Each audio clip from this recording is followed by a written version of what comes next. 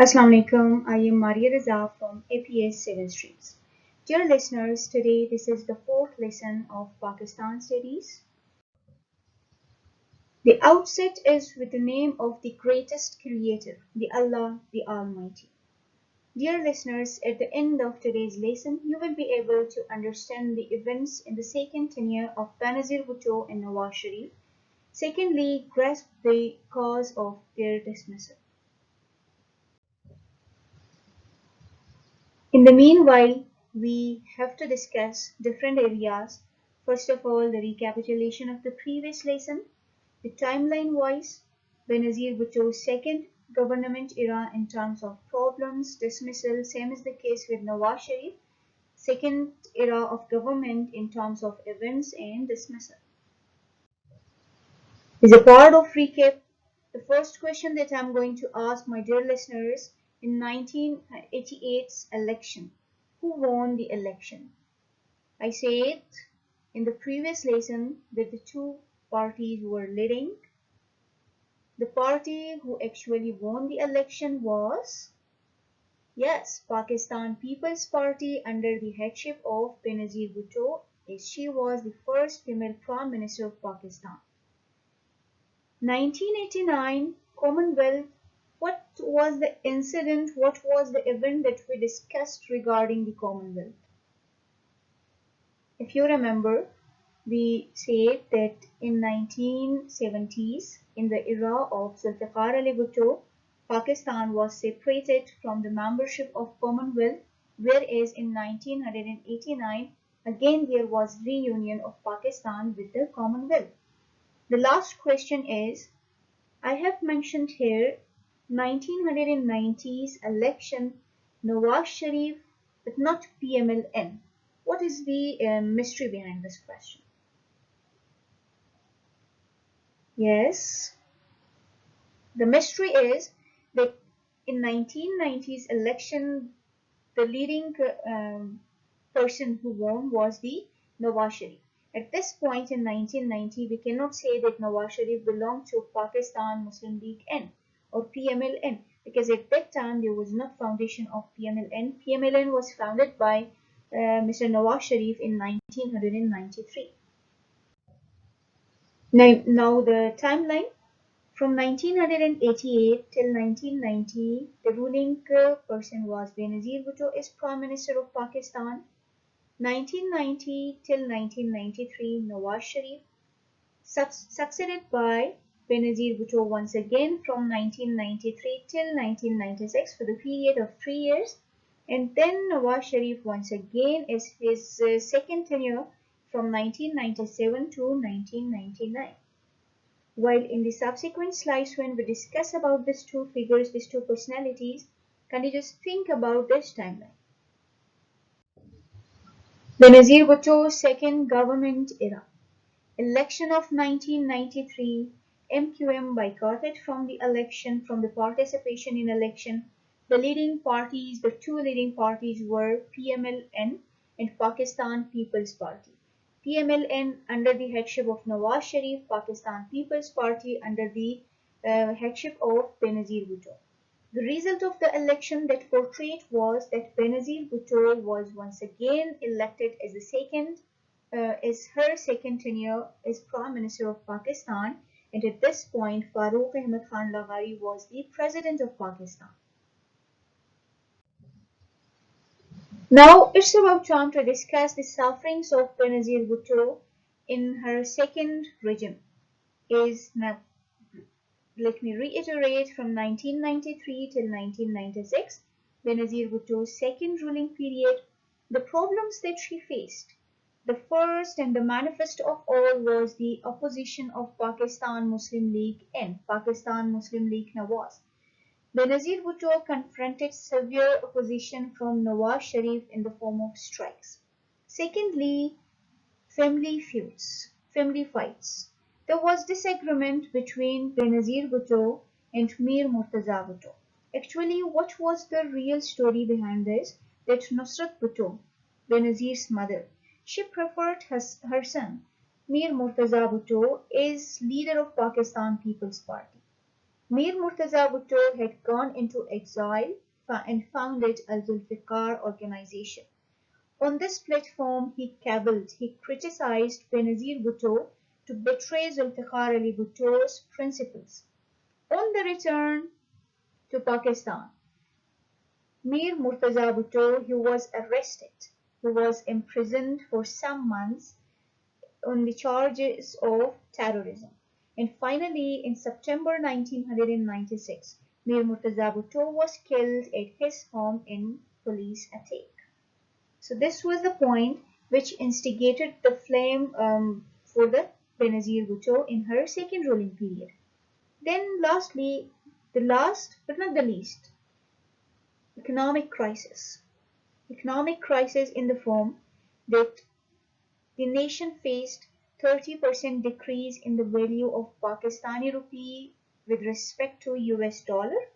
Secondly, there was decline of 4% in the GDP. GDP stands for Gross Domestic Product. Gross Domestic Product is actually the income of government.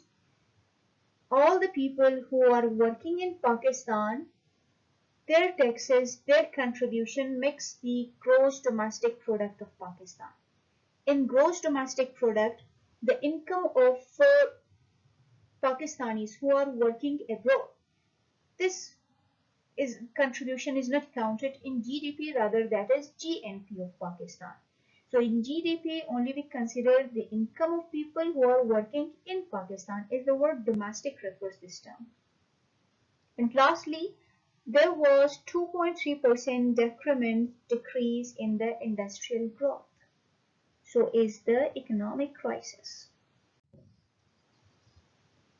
And after all these repercussions, there was for sure the dismissal of Benazir Bhutto in her second ruling period.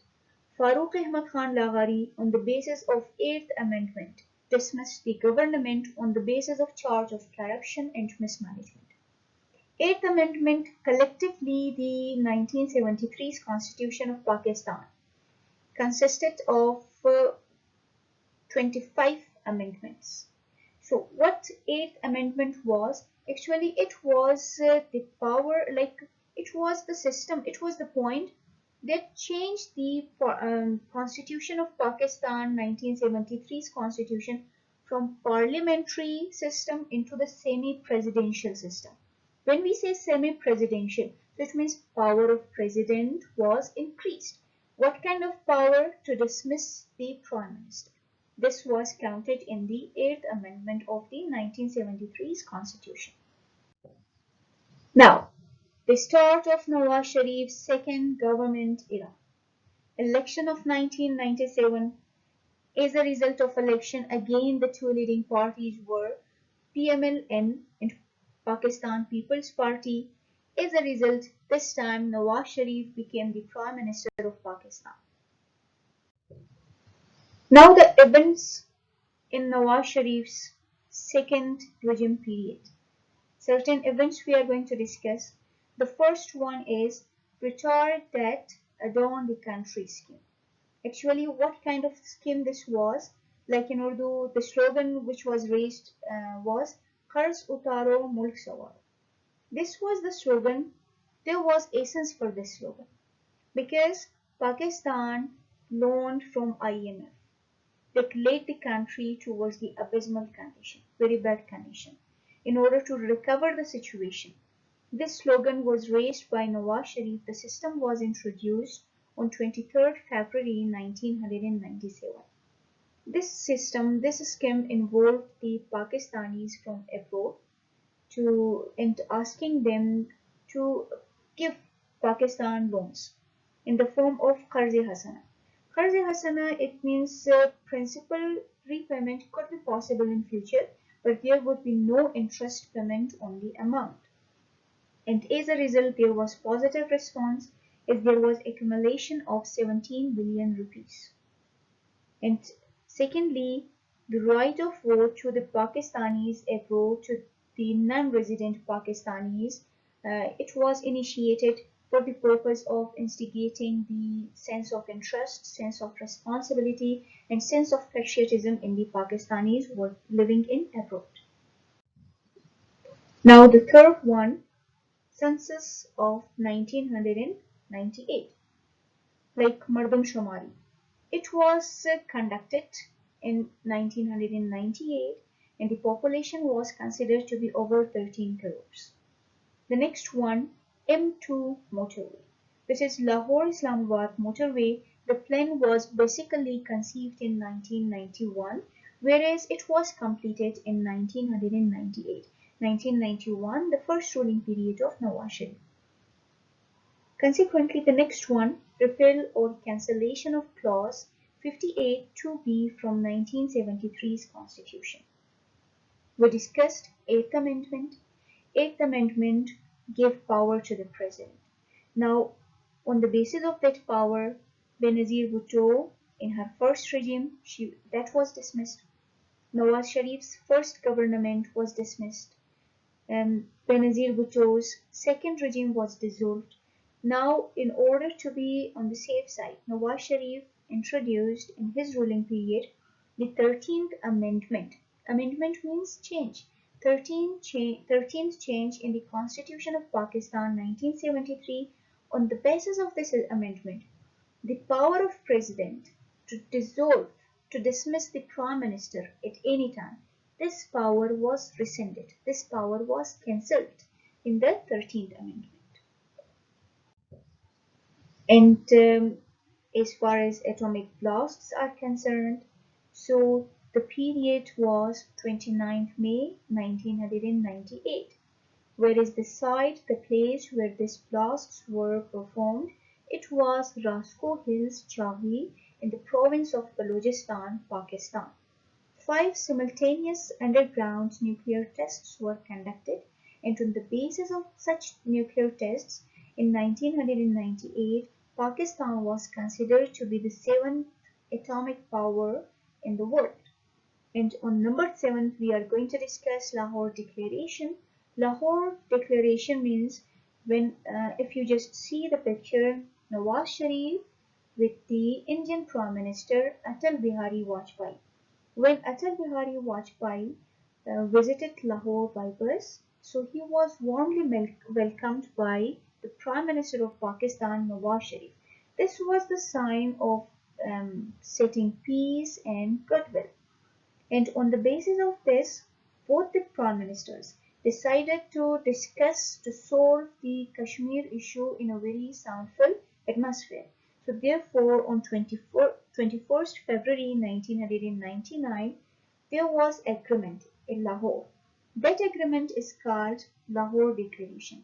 Actually, this declaration was a bilateral agreement. Bilateral means the agreement between two, between India and Pakistan, with a promise to provide a placid, sound and peaceful solution to the Kashmir's conflict.